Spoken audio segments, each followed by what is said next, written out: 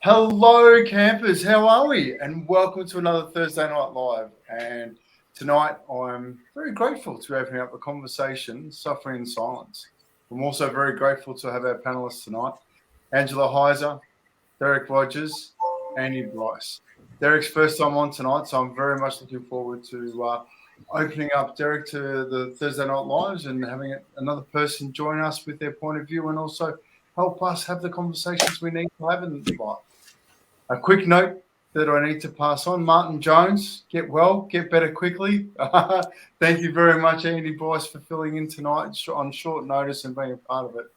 And it's one thing I absolutely adore about our community because we have a great community of people that can step in and have these conversations consistently. And that, for me, is a pretty big tick of approval for the Campfire project because we fill one seat with someone just as qualified, if not more. So it's just wonderful. So welcome, campers. Sorry, Angela. The wonderful thing is Andy comes from the UK. And you does. I am. It's not just that we're all around in Australia. We're going, Andy, you're in the UK. You can join, right? Yeah, exactly.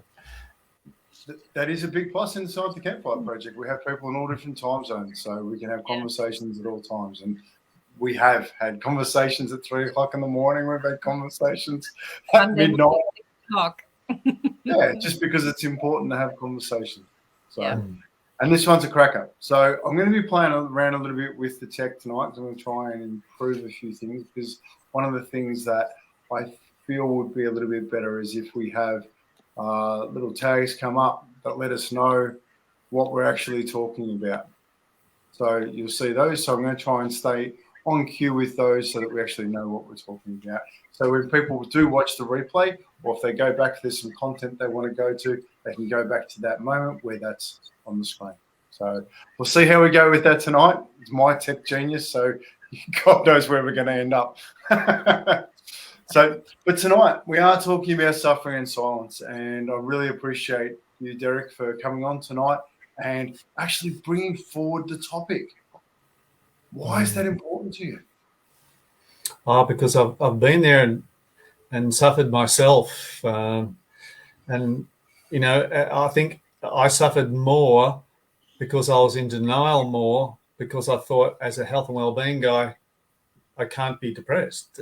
You know, there's nothing wrong with me. So that denial that had me stuck, you know, denial's a lovely place in Egypt, but it doesn't serve us well. And, you know, in reflection, I could see all the things. Well, I couldn't see at the time what I did wrong. In reflection now, I know. So, you know, here's me as a saying, I'm an extroverted guy, team person, been in team sports all my life, love being in team and work.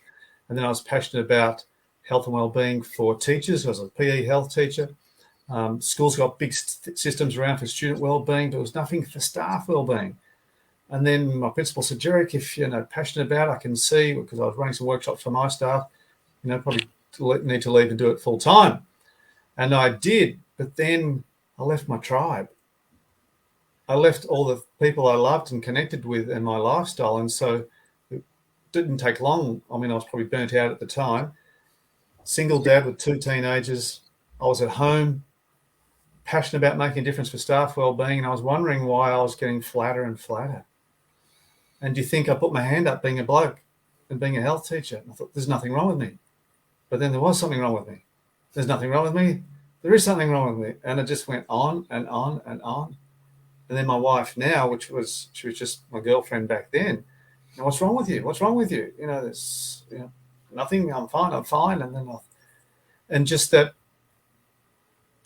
trying to work it out myself. And I think you guys can tell me if I'm just not by myself. Is, you know, guys, we just try. I don't need to ask for help. I got it. I can work this out. You know, and I was just suffering in silence. I was just going downhill fast, and my poor girlfriend, now wife, I don't know how she stuck around because, you know, she could just see me going down, and I got further depressed, and it got so bad that she'd go off to work and come back at the end of the day and say, "What did you do today?" And I go, I didn't do anything. And then she goes, "Well, what's wrong with you?" And then she said, "Well, you know, are you lazy? You know, you're just not doing anything." Oh, that didn't help, you know.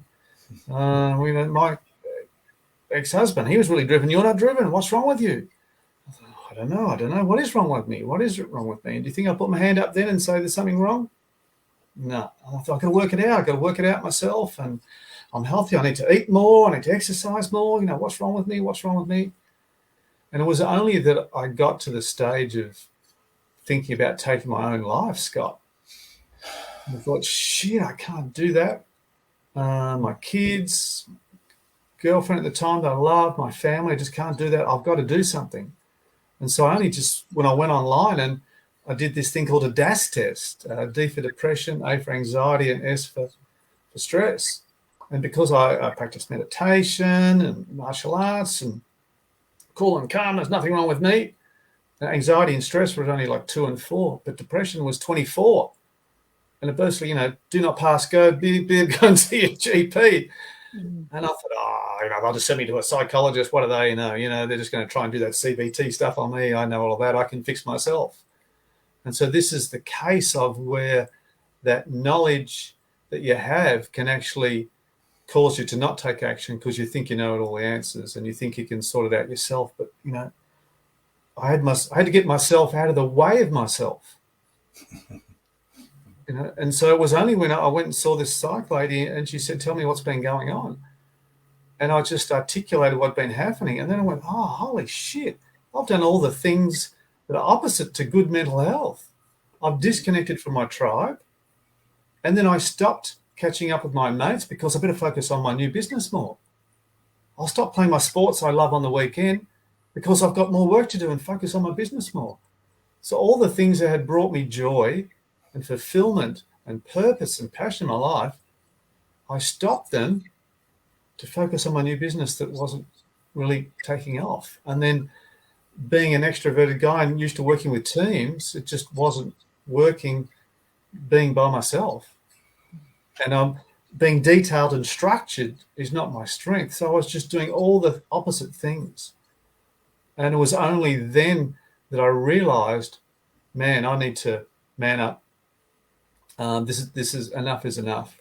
And so I rang a couple of mates. Unfortunately, the first mate I rang back was probably not the best mate. And I said, how you going? I won't say his name. Let's just call him Steve because I know about 10 Steves. And he said, oh, mate, where you been? Where missed you? And I said, oh, look, I've just been diagnosed with depression. Oh, you'll be right, mate. Just harden up. Yeah, thanks. And then the next guy I rang, he said, oh, where you been? No, we missed you. You haven't been? I said, yeah, look, I haven't caught up with you. I've just been diagnosed with depression. He said, oh, shit, that's no good. Just come out. Just come out with us. We're here for you anytime. Just come out. He couldn't get that I actually couldn't physically get myself moving. I was just stuck. The things I love doing, I was just... And it was only when I rang the third guy. And he said, oh, shit, Dirk, you got the old black dog.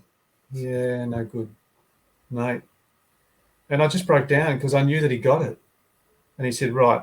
And he had a shop. He said, no worries, the girls can look after the shop. I'll be around in about half an hour. Come on, we're going out for coffee. And he got me out and he dragged me out of the house, Scott. And he got me into the sunshine, down the street, had a chat.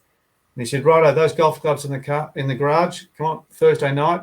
So this was Tuesday, and on the Thursday night, come on, we're going out having a game of golf. And he got me out. And I'm so grateful because then I started to, enjoy or do the things that had brought me joy. And then he rung on me and kept, how you going today? How you going today? And I just slowly got better. So I'm so grateful. I really appreciate your openness with your personal scenario, because I think that's something that it takes great courage to share your story, and especially when you work in the field of mental health. Mm-hmm. And so often, the places we need it most are the people working in it. Mm. We're so busy helping one another. So, yeah. So I use that now as advantage. Great lived experience. What doesn't kill me makes you stronger, right? So when I'm talking to guys and I say, do you know, this is my story, and then I say to them, do you know how to keep yourself well? And most of them say they don't. Most of them look at me and go, shit, I've got no freaking idea. Yeah. You know, so the more we can have conversations like this, the more we can talk about what does it take to keep ourselves well. Yeah, I think that's so important. I mean, that's why we have these conversations, just to Exactly. open up the conversation. And quite often these conversations are just the first step into a conversation that is much bigger. And we're just looking for little things to just start it. Because you just got to start it. You got to get that first hurdle. But before I jump into deep diving into it, I want to, Andy, what did that bring up for you hearing that? Well, a lot of things, being the same gender, and knowing that most of the time we think that asking for help is a failure. And so we have to get through that. And also, I think there are a lot of us, regardless of gender, feel that if we expose the shameful things we think or the pain, that we'll be rejected. And my experience is that we humans bond through our woundedness, and instead of being rejected for your wound, you are when you share it, you're embraced, and it actually brings us together. And so it's one of the things that once we get through that reluctance, we can we find a completely different experience, because now there's a warmth, and there's the humanity that you may not have experienced for a long time, because you're hiding the secret and you're keeping the mask in place. And I'm not an extrovert, and so that brought up how I prefer to be alone, or with a small group, and so it's a big stretch for me to do what I do and go around and speak to hundreds of people. That was for decades like absolutely not going to happen. So coming at it from that point of view, it was a little bit different than Derek's, but I can relate to just thinking that, if I don't handle this myself, I've failed. And I don't want anyone to know I'm failing.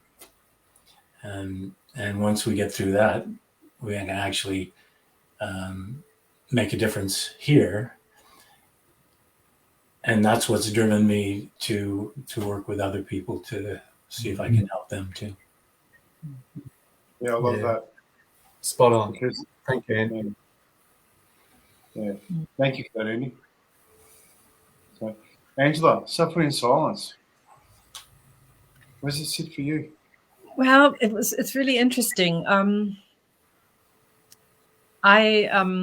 mean, everything that you both have just talked about. Yes, I just went, yep. I hear you. I got that. And it's been really interesting, because for some of you know that, but for the past almost 4 months now, I've been dealing with tendinosis, which means it's a prolonged form of tendonitis, and it's not acute. It's very long term.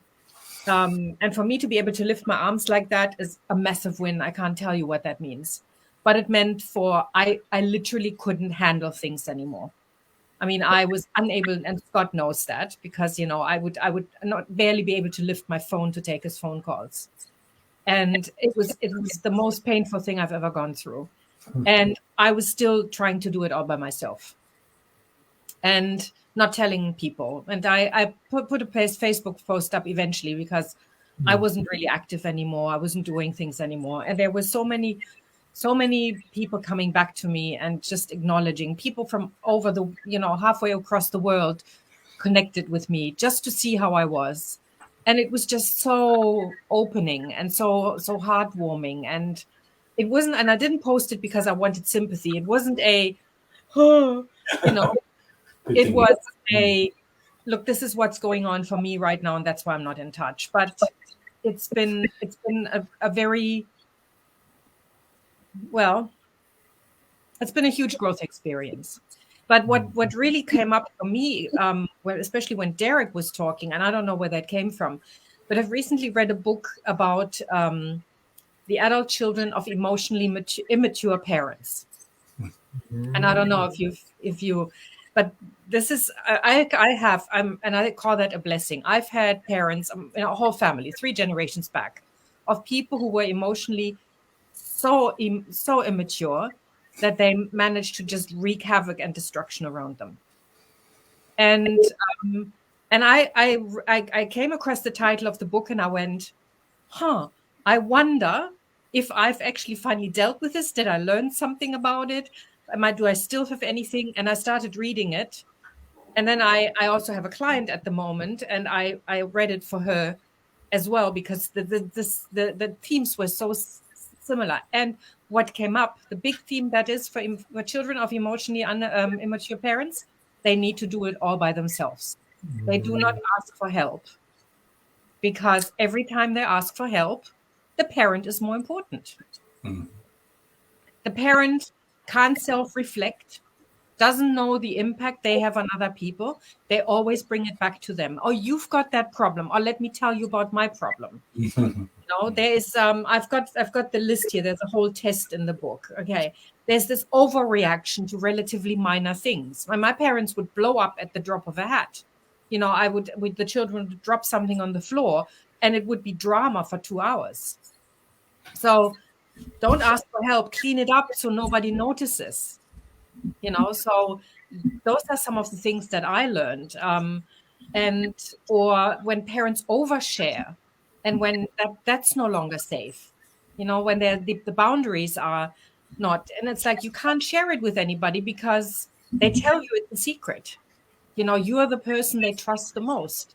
And so, I know this from personal experience. I stopped talking to anybody because I didn't know what to share anymore, what was right, what was wrong. When I did share, there was blame, there was drama, there was all sorts of stuff. And for me to open up to people and actually start talking about what was going on took quite a lot of work. Yeah.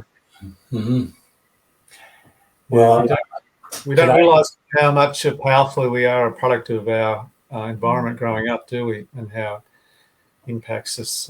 That's amazing. Thanks, Angela.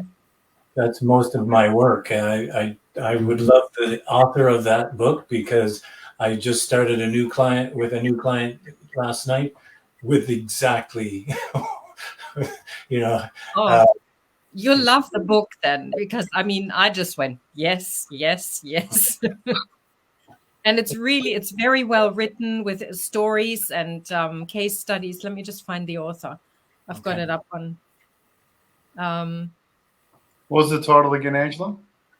Adult Children of Emotionally Immature Parents. How to Heal from Distant, Rejecting, and Self-Involved Parents, by Lindsay C. Gibson. I'm going to throw in a little bit of a different look right about now, because I think one of the things that for me is becoming really apparent is the fact that we are becoming so much more aware of the impact of the emotions, where past generations didn't have the time, space, or the pain to actually understand that. So right now we're at a time in which COVID's been amazing for us to sit in our own pain. Sit in it. This is really uncomfortable. What is it that is uncomfortable? That becomes a question, because there's a lot of feeling going on that we don't quite understand. And now, because of conversations like this, we're looking into the deeper meaning of ourselves and what the impact of our actions are. So even asking those questions takes you into a place that you can suffer in silence. Because you start sitting there and you're in your thoughts. The worst place for you to be is stuck between your ears. Because that stays there and it bounces and it bounces and it bounces. And that's suffering in silence. I think there's a fine line, Scott, between being by yourself and not talking and and over ruminating and doing your own head in by catastrophizing things and then making this mean this and then this means this, and we can go on and on until, oh my God, versus sitting in silence, meditating and just clearing our head and letting all the dust settle, and then of course getting out of here feeling this and then listening to that. And I think that is a skill that I'm grateful that I'm practicing and getting better at. And it is, it's that, ancient Buddhist saying of something where silence is not, an empty place. It's a place full of answers. So it's in this COVID where particularly people in Melbourne were locked down for, 424 days. That's sitting in the shit that you don't want to. But if you have the skills to be able to sit in that silence, it can really be like our gold that's in that cave of darkness that we don't want to go into. And so, it's another opportunity for us to grow. Do we often want to go there? No friggin' way. But it can be a powerful experience. Yeah, I love that, because for me, I feel that life is just one big opportunity to grow. If we can continually step into it and step forward, and we're going to be able to get the opportunities that will grant us the very thing we're all trying to do well, life. So, but I'm going to go a little bit backwards. We've just had an amazing comment come through, which I do want to address in a little bit, if that's okay. I just want to stay inside the conversation. I really want to thank the person for that beautiful comment, but we will address it. I'm just going to stay on track a little bit just for now, if that's okay. So my question to everybody, I'm going to start with you, Andy, if that's okay. How would someone know that they're actually suffering in silence? What would be the key indicators? Because a lot of people wouldn't be aware that they're actually suffering in silence because they're actually suffering. They're not inside it, like you, Derek. You were so involved in everything that's going on. So what are our key indicators that we could be suffering in silence? Andy? Yeah, well, just wanted to comment on Derek, meditation and there's a couple of forms of silence, isn't there? For me, I'm the most sane when I'm out of my mind. Because I think when your mind runs you, you begin to think you are your thoughts and you give it power. But if you can be in silence and quiet, then I think that's the point that you might have been talking about. How do I know? How do I know I'm suffering? If I haven't spoken to someone, if this is where the inner conversation, the dialogue that we're having with ourselves, as you said, between the ears, it's negative, hopeless. The difference between an optimist and a pessimist. My dad taught me a pessimist is a realist, an optimist is an airhead. I lived with that for years, and then I realized, no, a pessimist thinks, oh, I never get this. And an optimist thinks, well, that didn't work, but what can I do? How can I do it better? So it's not, it's more being a realist. So if you're withdrawing, if you're self-critical, if you're dealing with the inner dialogue, and I think Derek was pretty clear on that, I should be okay. Because another thing is my saying is, if I have a problem and I think I shouldn't have it, I have two problems. Because the second one is judging myself, and I should be over this, or I should be better by now. So those are a few things. If you're self-critical, Angela caught me the other day with being self-deprecating, and I got quite the healing there. So these are things that can be quite subtle. And then the other thing is, how are your relationships going? Because they will, if they don't exist, that's a clue.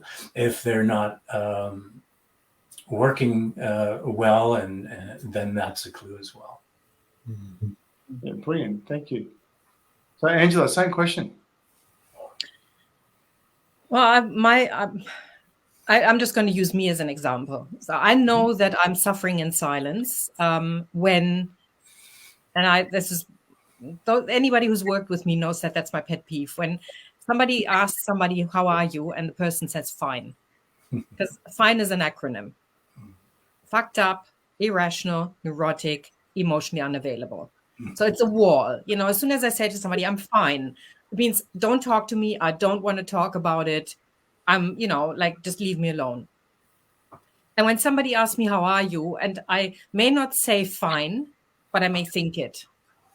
And I may go, everything's good or whatever, something I can say. And I know it's not true. It feels wrong. And it's okay to do it in a situation with somebody I don't know particularly very well. Like if the supermarket checkout person asks me, how am I going? I'm not going to say, slightly depressed, but, touch of hope. That's probably, oversharing. But if somebody I really care about and I say, no, everything's good. And the person goes, really? And I go, no, really. I mean, if I do that once, I might be able to get away with it. But if I find myself doing it repeatedly, then I may go, I'm hiding. There's something not quite right. And I generally don't need a lot of those repetitions in order to get that. But when people say, really, I think that's a really good clue. When they get that baffled look on their face or the tonality goes, right? And we don't often want to know. We don't want the feedback. We don't want people to tell us that they've observed something, because this is the whole thing. Suffering in silence means I've got the mask on. I think I'm doing quite well. Anybody who sees behind the mask, that's risky. And I think that's the problem. But I had a session with a client today, and she had a problem with one of the people in her life. And we're practicing nonviolent communication. And I don't know if you're familiar with that, but it's, the language we're using is very blaming. You make me feel, So when you say that, you make me feel really angry, I need you to stop talking to me like that. Whereas nonviolent communication is, when I hear you say this to me, I feel really hurt. And it's really important to me that we have a respectful relationship. So could we please talk about it? Could we find a different way of communicating? And I had said to her, so how do you feel? And she said, I don't know. I said, well, do you feel hurt? Do you feel, And she said, no, I can't use any of those words. I would feel totally vulnerable. I couldn't let that person see that they got to me. I'm like, but you are suffering. This is really causing you pain. And she's like, yeah, no, I couldn't do that. Mm-hmm. So it's getting to that place where sharing is no longer a risk of, oh my God, I'm bearing my soul here, and people will, as Andy was saying, it's our wounds that connect us. But even taking the risk, and if somebody judges that, it's a reflection on them, not on us. True. And and I know I am so blessed to have people in my life. I can call up Scott anytime and say, I feel like shit. And I can cry buckets. And Scott will just sit and say, that sucks. I hear you. He doesn't fix. He doesn't say, let's go shopping. Or what did your friend say? Let's go and have a drink, or, snap out of it. He'll just sit and say, I hear you. And that's what we need more of. The ability to actually not give advice and come up with something. And, like Scott and I had a situation the other day where it was exactly the other way around. I immediately went into, but Scott, and he just went so graciously. Oh my God. And then I sent him, I am so sorry email. And he called me and said, cancel that, delete it. But that's the kind of relationship when you can have that. There's no suffering in silence. spot on.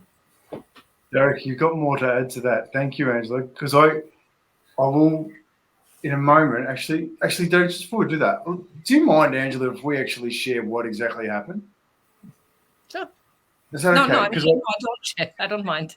No, thank you. Because it's interesting, right? Like, because I love my relationship with the people in the Campfire Project. Like, I'm learning Derek, I'm learning about him, and I'm sure the relationship will be the same. Andy's been there for me in moments of my life where I've needed some serious love and support. Angela's been the same. And when we talk very openly. And it got to a point where I was dealing with a situation with another parent from school that I've chosen not to speak to, because I've decided that my silence is actually what's required for this situation. That's what because I know that whatever I take further into the discussion is going to open up bigger wounds. And from previous conversations, everything goes back to blame. So I was expressing that to Angela, and Angela, with all of her heart coming at me, wanted to give me the love and the support and the big, I've got you, have you tried this? And I just said, Angela, if it's okay with you, I actually don't want to be coached on this bit. I just need to sit in it because I'm okay at the moment. Thank you for listening. And it's so often in life especially when we really care about people, we do over offer advice when sometimes we just need to listen. Which sort of leads me into this perfectly. What can we do for someone who is suffering in silence? Because I'm going to take a stab in the dark. We can generally feel when someone's actually in pain. We can generally feel it. It's a mirror coming at us. So what are some of the things we can do for people who are suffering in silence? Derek? Yeah, and you're right. It's the better we know our friends, the more we will know when something's not right. And like Angela saying, how you going? And I say, well, how you really going? Because you're what you're saying, what you're doing, the behaviours, and then of course that's with the "Are you okay?" Is we just I'm seeing this, this is happening, just describing it and reflecting it back, what's going on, and they might tell you to F off the first time, and the second time, avoid you, but the third time you just be there for people, and I think that's what you guys are fantastic at. You just we're not put off by the behaviour, because remember, the behaviour is just the tip of the iceberg, and we know that there's something not right with those people, our friends, and certainly that's why I encourage guys who work together, have worked together for 20, 30 years. They spend more time with their mates than they do with their family, and yet you don't know what's going on for them, really. So there are signs, and generally, blokes perhaps aren't very good at that emotional intelligence stuff. But we can all learn it, and there'll be those little simple signs there. So, yeah, it's just being curious, like Angela, being curious what's going on, what's there, reflecting it back a bit, and when we do it in a way that doesn't evoke, that fight response, and just do it where they feel safe, then they start to open up, and that's why. Campfire Project and men's circles where guys can come and just sit without being judged, without being trying to fix, and they can just listen, and there'll be a topic, and we talk, and when they're ready, they'll open up, and they'll only open up because they feel safe to open up, and we need a lot more of that, because there are too many guys and ladies, but many more guys suffering in silence because of all the challenges we've had, particularly up the east coast of Australia in the last 3 years with, let's face it, bushfires and COVID and floods. Hell, we've all got a nervous system, and if it hasn't been smashed at some stage, check that you're human. It's and this I'm fine, as Angela was saying, I'm fine. This mask, I say to people, it's okay to sometimes not be okay. And given everything's happened, perhaps that being kinder with ourselves, So it starts with that emotional intelligence and learning and self-awareness, but it's also the good friends we've got around that can say, hey, I don't think everything's okay, and just giving them that safe space to open up and be there for them. And certainly as blokes, we try and fix them all the time. And especially when you've been a coach and a trained coach and you've got your family and friends, it's very hard not to go into that role. And I get called off a few times. So, yeah, there's lots we can do. So I think, making your point right now, I think it's also so important to be able to say, there's something going on, but this is not the time to talk about it. Because sometimes we're surrounded by people who really want to talk about it, like, Scott and me, where I just went, come on, Scott, let's talk this out. It's the ability to, and Scott was beautiful. It was just magical, like, thank you so much for your love and for your concern. I really hear you, not the time. And he said it really, but it's the ability to actually put the boundary in place, because again, a lot of people, and I always say, we've got an internal toxin vat. And what we do is everything goes into that, all the anger, all the frustration, all the sadness, all of that. And we keep the lid on really firmly until we get to a place where it's so full and the pressure is so great, it can't sustain itself anymore. The little things happen and the whole thing explodes. Mm-hmm. And that's when people don't know how to share. Then they go, either they explode or get really aggressive or attack physically the people around them. They go and they start making comments on Facebook, trolling, or having a really big vent about just, like putting a post up that could potentially destroy their reputation. Anything like that, because it's not a healthy expression of emotion. It's just a release of toxins. And so this is why, for me, everything starts with knowing how you feel. So when you know that I'm not feeling okay, but this is not the right time to talk about it, that's okay. I'm about to explode and I really, really need to talk. Well, learning to get to the step before then and not going, if I go just one step further, I'm going to explode, but I really need to talk to someone right now, and then being able to reach out. And I think that's what's really important. If I call Scott, or I call Derek, or I call Andy, and they say, Andy, and I call Andy, and he goes, Dal, it's 3:00 in the morning here. It's not going, but I really need you. It's going, thank you. Find somebody else. Yeah. It's that recognition that I have needs, but neediness is not really going to be that useful. Does that make sense? yeah. Yeah, I think going back to the question of being analyzed or listened to, and in the mid 80s to 97, I was a leader in a men's organization in the United States and Canada, and we had small groups and called teams, and they would meet weekly. And quite often, they would each share, and it was really useful situation. But quite often, what would happen is that one of the members of the group would become the therapist, and then just analyze everyone. And so we had to make this very clear in probably 91 or 2. If you're about to share what's going on in your life and you just want to be heard, just say, I'm just going to tell you this. If you want feedback, let us know. So I think it is a safety measure when someone can tell you this is what's going on, without the feeling like now they're going to be fixed or changed or shown what they should be doing. And so just getting us, just seeing.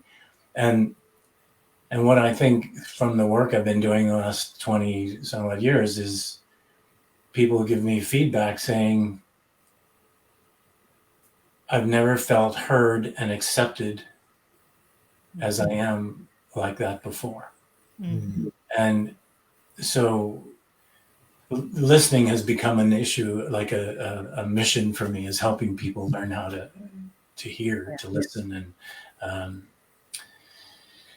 So the suffering in silence situation where that comes in, I think, is you can feel the incongruence. It's like, fine, not quite resonating, and so sometimes that's the first thing, like, oh, okay, yeah, and then that becomes an individual thing, because in the 90s I studied emotional intelligence, but when I found EFT, I thought, okay, this is the interface between here and here, and it really is where changes are made, but it has to be safe and it has to be at the pace of the person you're talking to and listening to.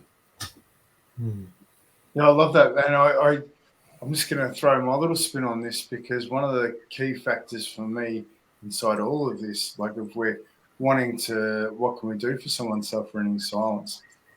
I think the very first thing we can do is just say it. Just want to thank you for doing your best right now. Give them a positive, and then ask them for permission to talk about things. Hey, listen, is it okay if I share something with you right now? I've got something I'd like to share, but if you're not up for that, that's okay. But I'd just like to know whether or not I can share that with you. Because once you give that permission, you get that permission, it actually gives the respect and trust that you're about to open up something for them. They have the choice. The power is in gifting somebody the choice to take it on. And if they say no, respect and honor that, because that is actually a big stepping stone in itself. Yeah. Going in for permission and someone saying, yeah, actually, no, I'm not okay to share that right now. They're thinking about it. They're not quite sure what's coming, but they started going, oh, there's something there. I'm not ready. Maybe they'll open up later. But that permission to open up any conversation where it comes to actually seeing and feeling how somebody's going, I think is one of the most vital keys in the ability to be able to listen and understand one another, and to actually open up the opportunity for somebody who is suffering in silence. Because they're suffering in silence because they're here. They don't have the trust in themselves to get through to the next bit. So let's help build it. Let's build that trust. Build that trust in the relationship by having that respect and the words. Creating that safety that we all need to actually find our strength. So that's my two bobs anyway. So, and I love this one. Sorry, Derek. Yeah, no, great point. And it's a conversation that doesn't normally have. Let's face it, in the community, who asks for permission to talk to somebody and share? It's all just blah, or you need to do this, or stop the F in this. So it's not a normal conversation yet, but does it need to be? Absolutely. It's gold what you just said, Scott, and I've seen it. It works, and yeah, if you can do that, it's literally gold to help people open up and feel safe and be supported, and as you said, my little baby steps, and that's wherever someone is at, and you just respect them for that. Yeah, I love it. I'm just going to share a super quick story because it was really super cool. I was out and about on a walk on Sunday morning, and I was out at the Vic Market, and across the road from Vic Market, there's a punk club, like full-blown punk club. Like, it was brilliant. I'm out there with my Smiley T-shirt on and socks in my back pocket, and they're out the front. And remember Vivian from the Young Ones, the big mohawk and ring through the nose, all the guys out full-blown. And I've just walked up and said, "G'day, guys, how are you? Just want to thank you for doing your best right now. Is it okay if I gift you a pair of socks?" Here's some guys and girls blown out in the morning. They're enjoying their life, going pretty hard at it. I'm over here trying to project myself onto them when they're in their world. How do we open that conversation? How do we do that? because that's literally what we're doing. We're trying to talk to somebody who is suffering in silence. We're trying to have a conversation that they're not having and they don't want to have. Yeah. So 45 minutes later, after I've been speaking to these guys and girls for 45 minutes, all because I just thank them and then I ask permission. It just builds so much trust in everything we do. So, and I want to sort of diversify a little bit from here because there's a comment that's coming that I do want to address and we're getting through time. Did you want to add something to that, Derek? Oh, yeah, just acknowledging people and seeing people. Yeah. If you go on the street and just say, yeah, I see you and, good on you for, as you said, being fully self-expressed, doing whatever you do, whatever you love, and I see and acknowledge that, yeah, that's also gold for people, especially for kids, kids doing something and of good citizenship and thing, and you just go over to a kid and say, I see you, they'll just, and just acknowledging and validating the thing, but it can be just for anything. I find that one of the things that I don't know if they say that in the UK as well. A lot of times in Australia, you ask people how they feel and they say not too bad. And that's nothing. That means absolutely nothing. And I generally say back to people, what does that mean? Not too bad. And more often than not, people say, I've had better times. And I go, and just wait. And I often have people then just start talking about what's really going on. I've been having a really tough time with this and I've had a really tough time with that. And that's all it takes. Not too bad. What does that mean? Because it's such a throwaway line. We think we ask people how they feel. Good, pretty good, not too bad, pretty bad, shithouse. There are thousands of emotional words that we use that we can use to describe how we feel. And we have 5 expressions that just basically grade how we feel. It's not an emotion, it's just a grading. So giving people permission to explain that. And again, without, not too bad, how? What does that mean? And then just wait. Again, if somebody's not ready for it, they will not talk about it. But just opening up and really creating that space. And I always love the original meaning of relax is Latin. In Latin, it actually means to widen back. So when we widen back, when we relax, we open up space for other people to move into. But when we go in with, I have an agenda, that space closes. I thought it was the root word for laxative. Well, letting go. letting go, yes. Laxare means to widen. Yeah. I do want to grab something, Angela, that I just heard from you there. Space. Right? Creating space. And that's holding something. Holding space. Yeah, holding space, creating space, because holding space with somebody is phenomenal.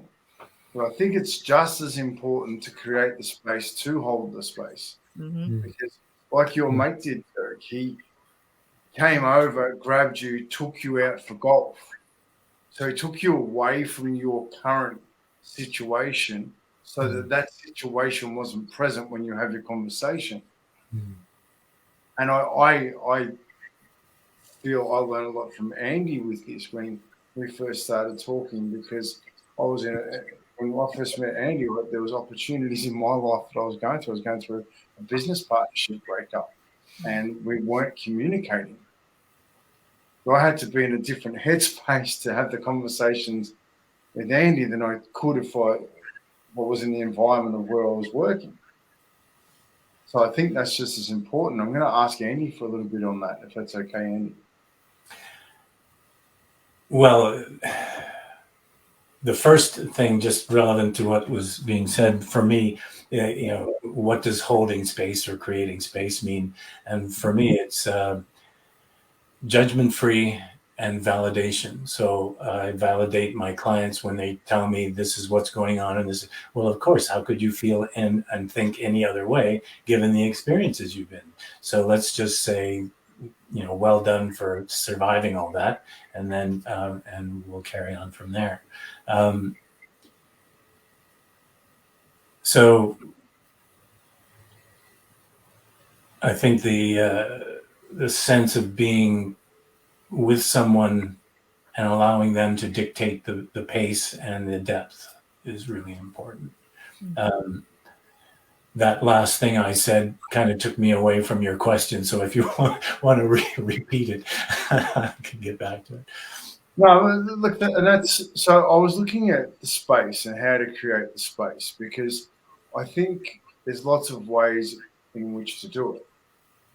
But I think it's just as important to have a different physical space as it is to be able to hold the space. That's my experience. Your experience with that, Andy? Well, we with the men's groups and the teams, we had environments. Quite often, we would meet outside, and I have a friend in Perth, and I'm not sure if it's every day or a number of days a week where they actually go and meet and then go in the water, go for a swim. And it's not a therapeutic thing, but it's a therapeutic thing, because the whole process of meeting, getting together, doing something together. We're not talking about what's wrong or what's right or anything. We've now done something and we're proud of ourselves, and they do that over and over, and they establish a relationship. And so I think holding the space is just keeping the vision of where this person could be, can be, and creating a space is finding the place where that could happen best. And sometimes it's in a meeting room. I appreciate that, and I'm just being conscious that I'm not putting too much of me into that topic there. But it's also I'm looking at the time. We're already at 53 minutes, and that's how beautiful these conversations are, because we're getting into it. So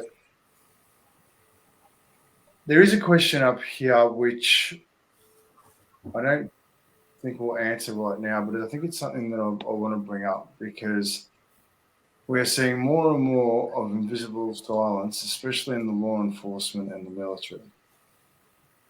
And I literally had a conversation with a couple yesterday where we talked about this, where they don't feel safe enough to talk about the things that are going on in their life. My dream and the purpose of the Campfire is simply to have a safe place to talk about the things we need to talk about, and have a safe place to listen. I really hope that more law enforcement and military officers, if you get the opportunity to watch this, hear this on Mood Food Radio and in other places, I hope you join us, because we're all part of one community. We're all here to listen to you too, because you are just as important as every other person on the planet. So I really want to honour you and just appreciate you for that. So I'm going to finish up. Can I just mention that in our men's groups, we said there is a time and a place to take the mask off. And it's a smart thing to know, because sometimes if you're in the military or you're a police officer, you're not going to just emote all over everyone because the situation is not viable. But knowing when it is the right time is an important thing, and having the space to do that. Yeah. And that's what they need to get better at, obviously, to stop all the suicides and domestic violence and inappropriate gambling, et cetera, that we see. in the military and police where they're conditioned to just, harden the F up and, hold all our emotions down or just, and then when they come back out, either policemen when they finish their shift or the army guys when they finish coming back from overseas is where, it's just, it's almost criminal that we don't allow them to just be back to be themselves and teach them how to get back in touch with who they are. They got smashed in their conditioning, in their training to shut everything off. But it's how remiss of us as a society to not have systems to allow that to come back in. And, and we wonder why we see these guys suffering and systems. So if we can create more Campfire projects within their systems, then that'll be great. And the more we can help with their leaders, acknowledge the problem, because everything starts from the top. That we let's try and reduce those guys taking their own life. I worked with police and particularly in Victoria and got involved in their big investigation they had years ago, and it was just the amount of policemen that are taking their own life with their own gun, just terrible. Got to change that culture, and just one step at a time, create more of these, allow them to have an opportunity to be heard, but in a safe space, like we're doing tonight. Yeah. Suicide is the ultimate suffering in silence. And it's something we need to give voice to. One of the things that I am very, very passionate about is the fact that if someone has committed suicide and they've paid the ultimate price for not being able to have a safe place to speak, the best way you can honour them and to make their life count is to make sure you talk about the things you need to talk about. That's how you honour them, giving them a voice that they didn't have.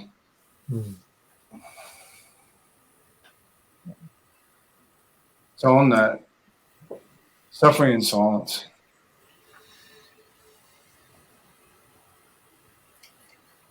We're going to ask each of you to share with us tonight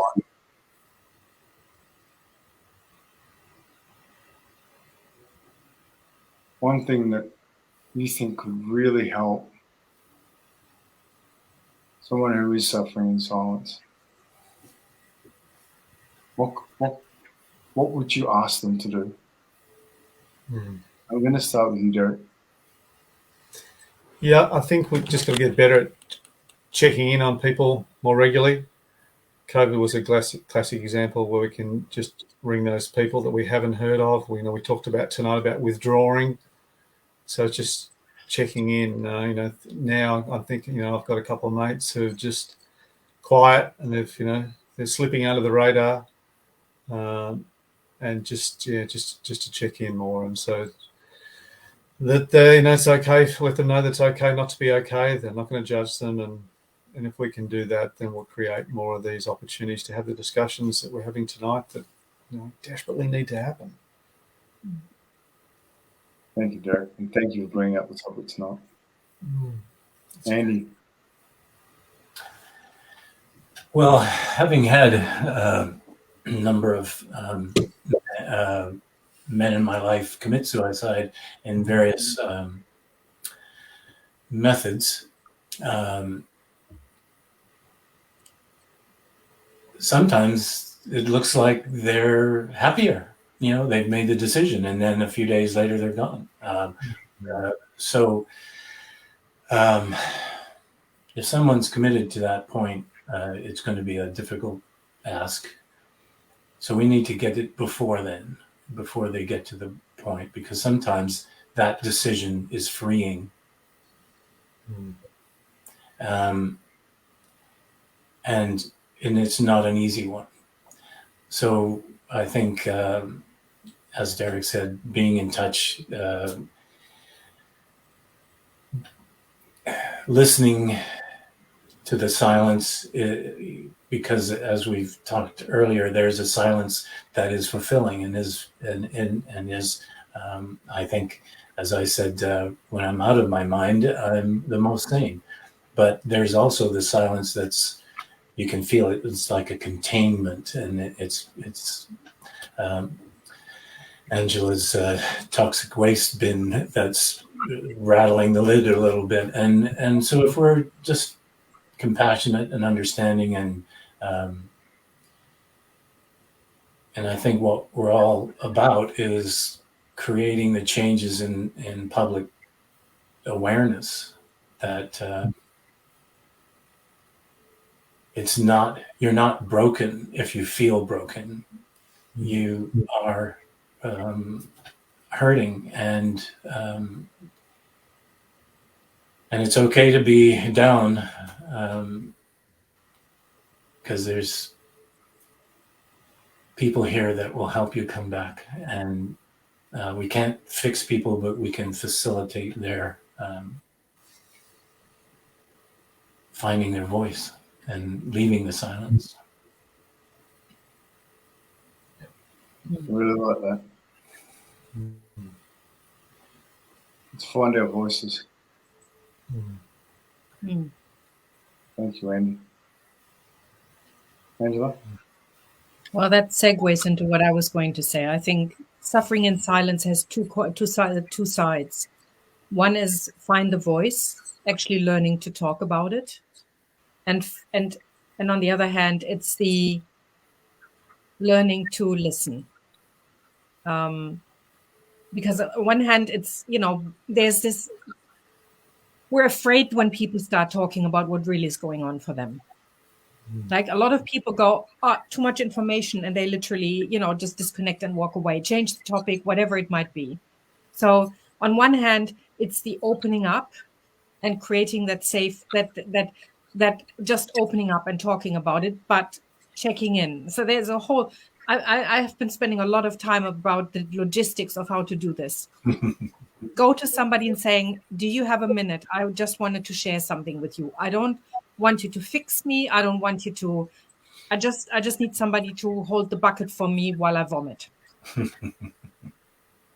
And when the person doesn't have the time to do that, then say, thank you so much, and find somebody else.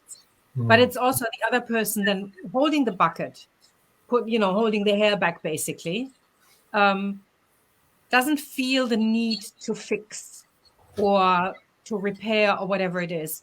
And I think when we have agreements and we're really clear, I just need you to listen, or would you like some suggestions or whatever? What would I find a question when somebody has that either response, I'm fine, everything's okay, or no, there's something going on right now, to ask what would support you most right now. And it's not, what can I do? Because I may not be able to do anything, but something else might work. What would support you at best at the moment? That could be going for a walk, writing a letter, having a clarifying conversations, having a nap, whatever. It could be anything. But it's not I am going to be the one who fixes you. This is the responsibility that a lot of people feel. That's why we don't ask. When we see somebody's going, I'm fine, we're going, oh, that's good. Because there's immediately that expectation, oh, now I have to help. And when we get really clear on that, silence is not just suffering, but it's also connecting us. When it's judgment-free and when we can really be there for each other, that is just, how would you say it, Scott? Gold. Absolutely gold. Yeah.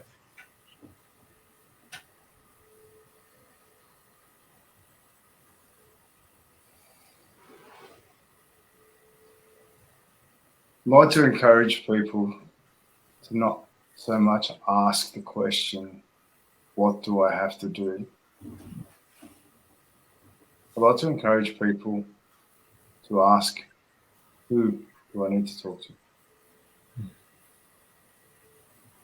Who has had experience with this?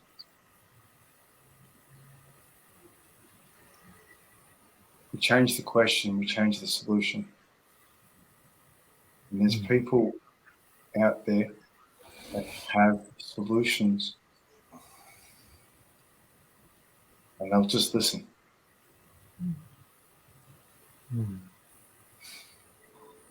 So big panel tonight.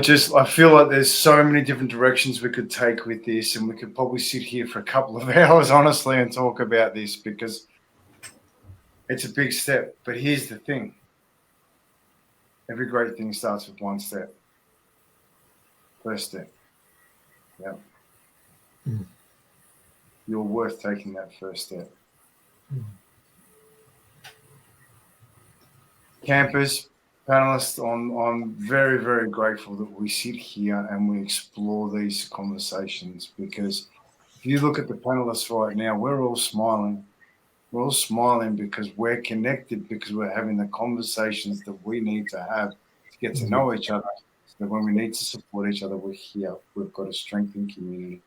So, Andy, Bryce, thank you so much. I miss you. I haven't seen enough of you lately. And so I'm looking forward to getting around you a little bit more. Derek, thank you so much. First panel. I hope you've enjoyed it. And thank you. Thank you for having me here, and and learning from you guys and Angela tonight. My pleasure. And if my story and my insights have made a difference, well, then that's gives me comfort. I can sleep well tonight.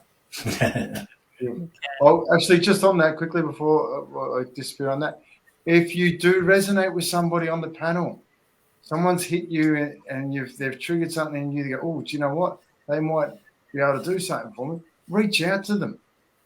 Sure. We're here to be reached out to. We're a community. We support one another. Reach out. So thank you. Angela, thank you very much.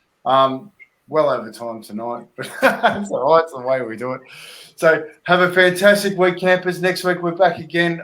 Big topic next week, and I've just got to confirm a couple more little things, but it's something I'm really looking forward to talking about. So keep an eye out for it. Thanks, Andy. Thanks, Derek. Thanks, Angela. And thank you. Thank you, everyone. Thank you, everyone. Thanks, Where's Andy. that button? Where is it? Have you seen the button?